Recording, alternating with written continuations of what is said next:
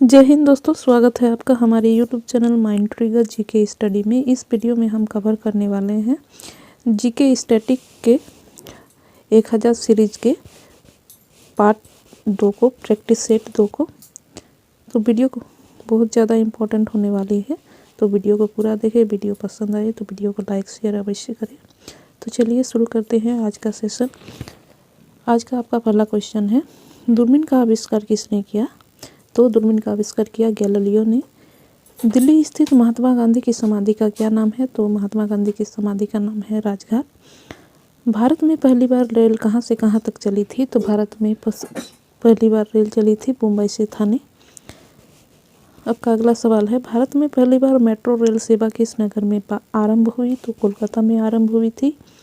भारत में रेल का आरंभ किस सन में हुआ था? तो 1853 में हुआ था। प्रथम भारतीय अंतरिक्ष यात्री कौन थे? तो राकेश शर्मा, 1984 में। भारत की प्रथम महिला मुख्यमंत्री सुचिता कृपलानी। हरियाणा के पहले मुख्यमंत्री थे भगवत दयाल शर्मा। संयुक्त राष्ट्र संघ की स्थापना कब हुई थी? तो संयुक्त राष्ट्र संघ की स्थापना हुई थी 24 अक्टूबर 1945 को। संयुक्त राष्ट्र संघ का मुख्यालय कहाँ है? तो न्यूयॉर्क में है। संयुक्त राष्ट्र के पहले महासचिव कौन थे? तो त्रिगबेली थे। इस समय संयुक्त राष्ट्र संघ के कितने सदस्य देश है? तो 193 हैं। संयुक्त राष्ट्र संघ सुरक्षा परिषद के कितने सदस्य देश होते हैं? तो 15 सदस्य देश होते हैं। अंतर्राष्ट्रीय न्यायालय कहाँ स्थित है? तो द हेग, जो कि हॉलैंड में है।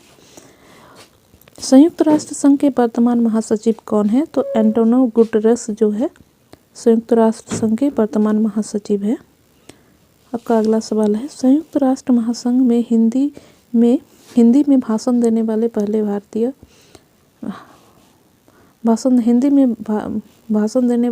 कौन थे?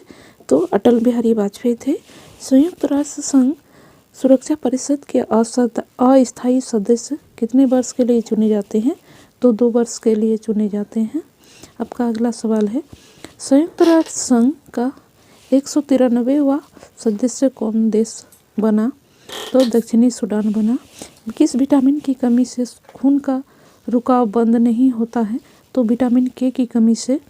हिंदी दिवस कब मनाया जाता है? तो हिंदी दिवस मनाया जाता है 14 सितंबर को।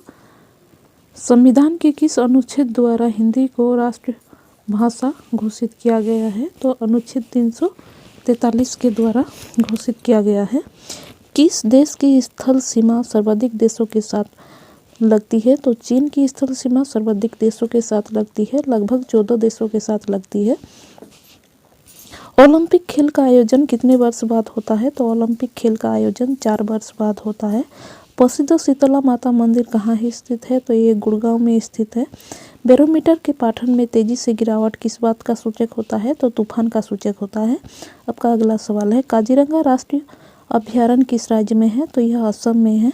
भारत के अंतिम गवर्नर जनरल कौन थे? तो सी राजगोपालाचारी थे। भिलाई इस्पात संयंत्र का निर्माण किस देश के सहयोग से किया गया था? तो रूस के सहयोग से किया गया था। किसके सहयोग से किया गया था? तो रूस के सहयोग से किया गया था। आपका अगला सवाल है, उत्तरी ध्रुव में भारत के अनुसंधान केंद्र का नाम क्या है? तो हिमाद्री है। पृथ्वी अपनी धुरी पर किस दिशा में घूमती है? तो पृथ्वी अपनी धुरी में पश्चिम से पूर्व की दिशा में घूमती है। किस देश की स्थल सीमा सर्वाधिक देश के साथ लगती है? तो चीन की स्थल सीमा सर्वाधिक देशों के साथ लगती है। बैरोमीटर के पाठन में तेजी से गिरावट किस बात का सूचक होता है? तो तूफान का सूचक होता है। भारतीय मरुस्थल का नाम क्या है? तो थार है। आपका अगला सवाल है, तुलसीदास कृत रामचरितमानस हिंदी भाषा के किस बोली में लिखी गई है? तो यह अवधी भाषा में लिखी गई है। हरियाणा राज्य के राज्य कवि कौन कहलाते हैं? तो उदय भानु हंस कहलाते हैं हरियाणा राज्य के राज्य कवि। आधुनिक ओलंपिक खेलों की शुरुआत कब और कहाँ से हुई थी? तो आधुनिक ओलंपिक खेलों की शुरुआत हुई थी 1896 में यूनान के एथेंस से 1896 में। कहाँ से? तो यूनान के एथेंस शहर से हुआ था। भारत ने किस खेल में ओलंपिक खेलों में 8 स्वर्ण पदक जीता है? तो हॉकी में जीता है। भारत ने आखिरी बार हॉकी में स्वर्ण पदक कब और कहाँ जीता? तो 1980 में जीता था, मॉस्को में, जो कि हुआ था। 2020 में जो कि टोक्यो जापान में हुआ था ओलंपिक खेल, उसमें भारत ने कांस्य पदक जीता है। ये भी ध्यान रखिएगा। ओलंपिक खेलों का आयोजन कितने वर्ष के बाद होता है? तो ओलंपिक खेल का आयोजन 4 वर्ष के बाद होता है। अंतर्राष्ट्रीय ओलंपिक समिति का मुख्यालय कहाँ है? तो ये है लुसान में, जो कि स्विट्जरलैंड में है।